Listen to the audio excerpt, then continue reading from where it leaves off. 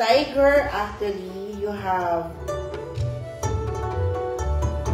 a lot of bad stars. Pero ang isang maganda po sa Tiger, yung luck nyo from last year will improve so big in 2024 because of the Treasure Merit Star. Ano bang ibig sabihin nito? People will appreciate you more. Marami ngayon ang mas mapapansin ka na sa trabaho, mabibigyan na ng value yung mga ginawa mo, mapapansin ka sa pamilya mo. But ang problema sa Tiger, please focus on business or career and less on love life. Kasi baka mamaya, pag napunta kayo sa love life, masayang ninyo yung Treasure Merit Star. No? Because the Treasure Merit Star doesn't involve relationship. Do not focus on this. Para po sa taon na to, kung ikaw ay Tiger na medyo maraming kailangan na gawin o habulin na pagbabago, please do this in 2024. Love life can wait. Do not focus on love life, otherwise, madidilute yung energy niyo.